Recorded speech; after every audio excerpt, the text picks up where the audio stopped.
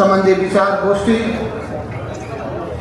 जुन कमरेड मदन भण्डारीको 75औं वार्षिकोत्सवको उपलक्ष्यमा आयोजना गरिएको छ।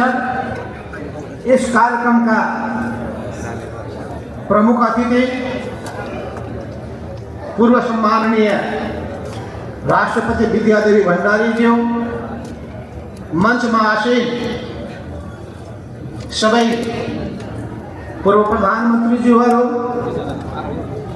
र आजको यस कार्यक्रममा सहभागी हुनुभएका सम्पूर्ण आदरणीय महानुभावहरू, आज हामी यस्तो व्यक्तिको सन्दर्भमा यो कार्यक्रम गरिरहेका छौं जसले नेपालको राजनीतिको गतिलाई नै परिवर्तन गरिदियो। पण मदन भण्डारीको योगदानलाई हामी आज स्मरण गरिरहेका छौं। उहाँले अगाडि सार्नुभएको विचार जनताको बहुदलीय जनवादको बारेमा पनि विभिन्न कोणबाट विमर्श गरिरहेका छन्। म सम्झिरहेको छु त्यो दिनलाई, जुन दिनमा हामी बसेर नेपालको कम्युनिस्ट आन्दोलनका समस्याहरू के छन्, यो आन्दोलन नयाँ उचाइमा पुर्याउनका लागि हामीले के गर्नुपर्ने आवश्यकता पर्छ, हामी चलते चलाते हिसाबबाट अगाडि बढ्ने हो, हामी जडसूत्रवादमा फस्ने हो या दक्षिणपन्थी भड्काउमा फस्ने हो, यी सबै विषयमा विचार विमर्श गरौँ। बहुत गहन छलफल गरेर कम्युनिस्ट आन्दोलनलाई जनताको माझमा लोकप्रिय बनाउन कसरी सकिन्छ, कम्युनिस्ट आन्दोलनको उचाइलाई कसरी बढाउन सकिन्छ, लोकतन्त्रको एउटा बलियो खम्बाको रूपमा सबै खालका तानाशाही प्रवृत्तिका विरुद्धमा, एक दलीयता र एकाधिकारका वादका विरुद्धमा हामी पनि छौं भन्ने सन्देश जनतामा कसरी सम्प्रेषण गर्न सकिन्छ भन्ने सन्दर्भमा हामीले एउटा धारणा बनाएका। पण मदन भण्डारीले त्यो विचार अगाडि सार्नु भएको, त्यसको साक्षी म आफै पनि छु, जिउँदो साक्षी म सम्झिरहेको छु। जब 34 सालमा म जलेश्वर जेलबाट रिहा भएँ, त्यसपछि तत्कालीन पार्टीका केन्द्रीय सचिव, त्यतिखेर सचिव कोर्डिनेसन केन्द्र थियो, त्यो सचिव सिपी कमरेडले श्री भण्डारीले मलाई तपाईँ तुरुन्तै विराटनगर जानुहोस्, त्यहाँ मदन भण्डारी हुनुहुन्छ, उहाँहरूको एउटा समूह केही समय पहिले कोर्डिनेसन केन्द्रमा एकताबद्ध भएको छ। जीवराज आशिष हुनुहुन्छ, मोदनाथ प्रसिद्ध हुनुहुन्छ, लगायतका नेताहरूमध्ये मदन भण्डारी पनि हो। अरू सबैसँग भेट भइसकेको छ, तर मदन भण्डारीसँग भेट हुन पाएको छैन। तपाईँ जानुहोस्, विराटनगरमा भेटेर उहाँसँग कुराकानी गर्नुहोस्। र एउटा अर्को समूह त्यहाँ पार्टीमा सामेल हुन खोजिरहेको छ। वासु साकेको नेतृत्वको एउटा अर्को समूह, त्यो समूहलाई पनि एकताबद्ध बनाएर आउनुहोस्। मेरो पहिलो भेट 2035 सालको सुरुमा विराटनगरमा भएको थियो। त्यो बेलादेखि लिएर जीवनको अन्तिम समयसम्म हामीले उहाँसँग बसेर जसरी काम गर्यौं, हामीलाई त्यसले बेग्लै ऊर्जा दिएको थियो। सबै नेता कार्यकर्तालाई मात्रै होइन, जनतामा एउटा बेग्लै तरङ्ग पैदा गरेको थियो। त्यो मदन भण्डारीमा भएका ती खुबीहरू, यसमाथि खुबी र क्षमताहरू बडा हामीले प्रेरणा लिनुपर्दछ। उहाँमा दूरदृष्टि थियो, उहाँले परसम्मको दृष्टिकोण राखेर चल्ने गर्नुहुन्थ्यो। समस्याहरूको पहिचान गर्न खोज्नुहुन्थ्यो। समस्याहरू के छन् पत्तो लगाउनुपर्छ भनेर, वास्तविकताको धरातलमा टेक्नुपर्छ भनेर जोड दिने गर्नुहुन्थ्यो। र कुनै पनि चुनौतीहरू छन् भने त्यसको सामना गर्ने आँट गर्नुपर्छ भन्नुहुन्थ्यो। उहाँले निराशाको कहिले प्रचार गर्नु भएन। मानिसलाई, जनतालाई, कार्यकर्तालाई कहिले हतोत्साहित गर्नु भएन। उहाँले पार्टीको अनुशासन कहिले पनि तोड्नु भएन। पार्टीको निर्णय स्वीकार पनि गर्ने,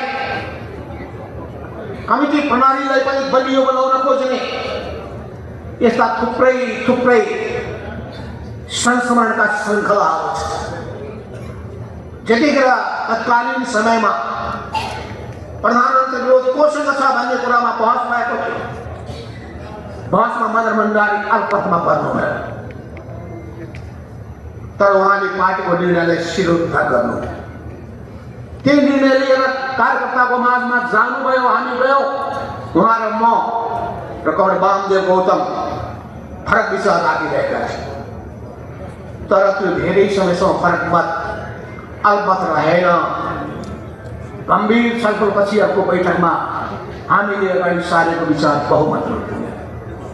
त्यसमाले पार्टी नेता कार्यकर्ताहरूले पार्टीको निर्णयलाई शिरोपर गर्नुको साथसाथै पार्टीभित्र बहस छलफल चल्न दिनुपर्छ। त्यसमाले हामी जब हुन्छौँ लोकतान्त्रिकरणको कुरा गर्छौँ, त्यो पार्टीको लोकतान्त्रिकरणसँग जोडिन्छ। जब लोकतान्त्रिकरणको कुरा मदन भण्डारी अगाडि सार्नुहुन्छ, त्यो बेलामा समाजको लोकतान्त्रिकरण गर्ने कुरालाई पनि उहाँले ध्यानमा राख्नु भएको छ।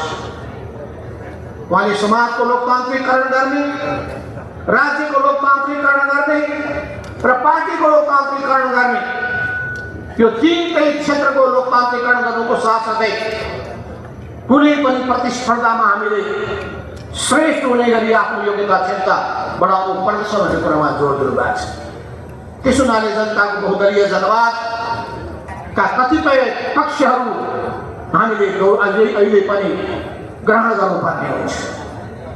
हिजो जनताको बहुदलीय जनवादलाई जनवादी क्रान्तिको कालमा अगाडि सारेको हुनाले त्यो कालातीत भयो भनेर त्यसलाई अब मूल्याङ्कन गर्ने होइन, त्यसको उच्च मूल्याङ्कन गर्नुपर्छ, त्यसपछि गौरव बोध गर्नुपर्छ।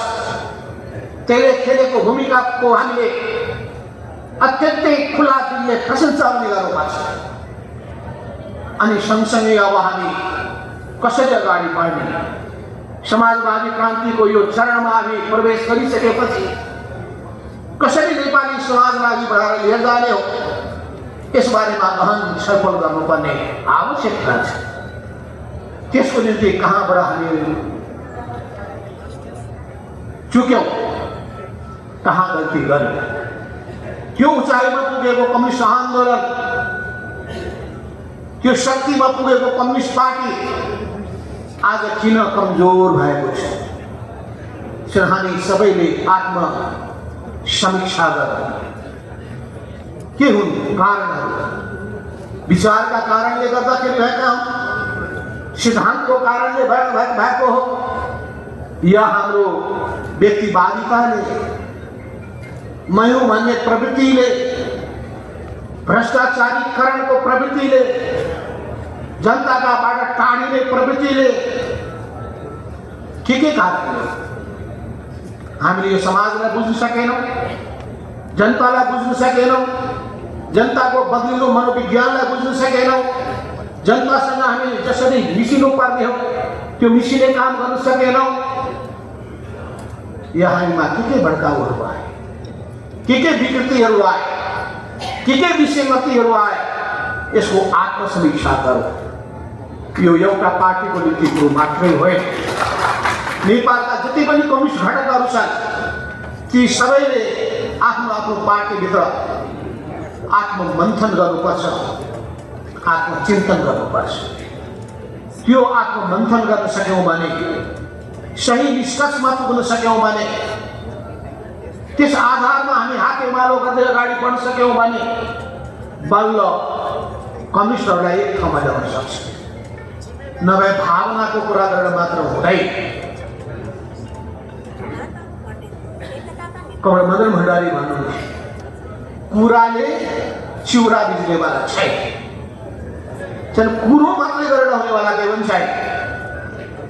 त्यसो हुनाले चिउरा भिजाउनका लागि कि दही नै चाहिन्छ कि दुधै चाहिन्छ। त्यसो हुनाले पनि अहिलेको यथार्थताको धरातलमा टेकेर सही ठाउँमा पुगेर व्यापक सफल बहसहरू चलाएर हामीले अहिले मिल्न सकिने कुराहरूमा मिलेर अगाडि बढ्नुपर्छ। राष्ट्रियताका सामु ठुलो चुनौती छ। हाम्रो देशमा विदेशी शक्तिहरूले जसरी आँखा लगाएका छन् त्यसले यो देश द्वन्द्वको ठुलो भुमरीमा पर्न दिएको छैन। त्यसको निम्ति हामी कम्युनिस्टहरूले नै देशभक्तिको एउटा बलियो संवाहकको रूपमा हामीले भूमिका खेल्नु पर्दछ। अरू देशभक्त शक्तिहरूलाई पनि एकताबद्ध गर्नुपर्छ। विदेशीहरूले देशमा हाली मोहाली नचलाउन्, हाम्रो राष्ट्रिय हितमा खुटाराघात नगरून् र हाम्रा छिमेकीहरूका विरुद्धमा गतिविधिको केन्द्र नेपाललाई नबनाउन्। यसमा हामीले बहुत सतर्क हुनुपर्छ। वर्तमान सरकारको यस सम्बन्धमा रवैया सन्देहास्पद छ, शङ्कास्पद छ। जसरी विदेशी शक्तिहरू चलखेल गर्न खोजिरहेका छन् त्यसप्रति हामी सबभन्दा पहिले सजग हुनुपर्छ। सँगसँगै जनताको अधिकारहरूमा कुठाराघात गर्ने अनेक खालका कोसिसहरू भइरहेका छन्। त्यस हुनाले लोकतन्त्र जोगाउन, गणतन्त्रको रक्षा गर्न पनि कमिसनले नै अग्रसर पार्नुपर्छ। सर्वहाराहरूको अगुवा दस्ता भएको नाताले, मार्क्सवाद नैतिकवादप्रति प्रतिबद्ध भएको हुनाले हामीले नै समाजको आमूल परिवर्तनको सोच राखेका छौँ, अरूले राखेका छैन। त्यसैले जनताका समस्यालाई सम्बोधन गर्ने कुरामा होस्, जनताको पीड मार्काहरूलाई उजागर गर्ने कुरामा होस्, हामीले जनताको बिचमा पुग्नु पर्दछ र जनताका समस्यालाई उजागर गर्नुपर्छ। त्यसो निम्ति हामी कति सक्रिय हुन सकेका छौँ, जनताको माझमा कति गइरहेका छौँ, संसदमा कति आवाज उठाइरहेका छौँ, सडकमा कति हामी पुग्न सकेका छौँ, जनताको घर दैलोमा कति गइरहेका छौँ। यी प्रश्नहरू पनि हामीले आफैलाई सोध्नुपर्नेछ। कतै हामी प्रत्येकलाई आफ्नै चिन्ता त छैन। यो आत्मचिन्तनलाई, यो आत्मकेन्द्रित चिन्तनलाई जबसम्म हामी पराजित गर्दैनौँ, स्वार्थी मनोविज्ञानलाई जबसम्म हामी त्याग्दैनौँ, तबसम्म हाम्रा कुराहरू गफाडीको गफ बाहेक अरू केही पनि होइन। त्यसो हुनाले गफाडीको गफको कुनै अर्थ छैन। आजसम्म हामीले देख्दै आएका छौँ, इतिहासमा त्यस्तो अनेक घडीहरू आएका छन्। चुनौती देखेपछि खुट्टा कमाउने र मैदान छोडेर भाग्ने, त्यस्तो पनि भएको छ। त्यसो हुनाले हामीले दृढताका साथ खुट्टा नकमाइकन सबै खालका चुनौतीहरूको सही पहिचान गरिकन त्यसको सामना गर्ने आँट राख्नुपर्छ र कार्यकर्तालाई पनि त्यही हिसाबले अघि बढ्नलाई प्रेरित गर्नुपर्छ। आज कमल मदन भण्डारीको 75औं जन्मदिन मनाइरहेको यो अवसरमा उहाँले गर्नुभएका एक एक योगदानहरूलाई जसरी उहाँले समेटेर विभिन्न दस्तावेजहरू प्रकाशित गर्नुभएको छ, म सबैलाई धन्यवाद दिन चाहन्छु।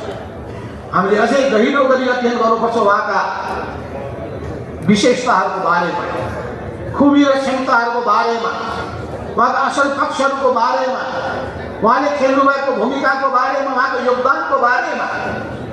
त्यसो भए उहाँप्रति हामीले सम्मान व्यक्त गर्दाखेरि त्यो हामीले बुझ्नुपर्दछ नेपाली कम्युनिस्टको सम्मान हो, नेपालको कम्युनिस्टको सम्मान हो। त्यसो भए अरूले सजिलै गरी भनेका होइनन्, कार्ल मार्क्स नेपालमा जिउँदैछ। मदन भण्डारी जस्तो व्यक्ति, अनेक खुबी र क्षमता भएको व्यक्ति हामीले गुमायौँ। असामयिक हिसाबले शङ्कास्पद, अत्यन्तै बडो जीत दुर्घटना भन्ने नाउँमा जुन षड्यन्त्रमूलक उहाँको हत्या भएको छ त्यो अझै पनि खोजीको विषय बन्नुपर्छ। यथार्थतालाई हामीले उजागर गर्न सक्नुपर्छ। त्यसो भएले पनि म आजको दिनमा यो फाउन्डेसनलाई म भन्न चाहन्छु, तपाईँले जसले मदन भण्डारीको कमेडको विरासतलाई जोगाउनका लागि सक्रियता देखाइरहनु भएको छ, अग्रसरता लिनुभएको छ, तपाईँको यो अग्रसरता सक्रियता निरन्तर जारी रहोस्। नेपालको राजनीतिमा कम्युनिस्ट आन्दोलनले नयाँ उचाइ हासिल गर्न सकोस्, नयाँ उचाइ हासिल गर्नका लागि कमी कमजोरीहरूलाई खोजोस्। सबभन्दा पहिलो कुरो भनेको त सहकार्य गर्ने नै हो। विषय मिलेको विषयमा मिलेर अगाडि बढ्ने र सँग विचार मिल्दै गयो भने, मन मिल्दै गयो भने, भावना मिल्दै गएपछि एकताबद्ध हुने पनि। आज मिलेको छ, भोलि फेरि फुटेको छ, त्यो काम नहोस्। विगतमा पनि त्यस्तो भएको छ। मिल्ने कुरा मात्र ठुलो कुरो होइन, बलियो एकता हुनुपर्छ, सिद्धान्तनिष्ठ एकता हुनुपर्छ, भावना पनि मिल्नुपर्छ, विधि पद्धतिमा पनि तर हुनुपर्छ। तर हामी विधि पद्धतिमा कति दरो छौँ, सृजनात्मक सिद्धान्तमा कति दरो छौँ, संगठनको नियम कानुन कतिको पालना गर्छौँ। यी पनि प्रत्येकले आफूभित्र ममा भन्ने कुरो। त्यसो लागि म भन्न चाहन्छु, अहिले खुब चर्चामा आउने गरेको छ कम्युनिस्ट पार्टी आजै मिले, भोलि नै मिले, बिहानै मिले, बेलुकै मिले। यो प्रश्नको जवाब दिँदा मेरो पनि दिमाग खराब हुन्छ। म त्यस्तो देखिरहेकै छैन। त्यसो भए जसले जसले देख्नु भएको छ ठिकै छ, किनभने जसले देखेको छ उसैले अगाडि बढ्यो। जो अगाडि बढ्न सक्दैन त्यो छुट्छ, केही फरक पर्दैन। तर अगाडि बढेर इतिहास बनाउन सक्नुपर्छ।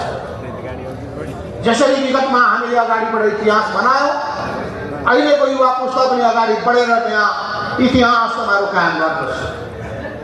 त्यसो भए नयाँ पुस्ताका व्यक्तिहरू जिम्मेवार भएर अगाडि बढ्नुहोस्। युवा पुस्ताको काममा ठुलो जिम्मेवारी आएको छ।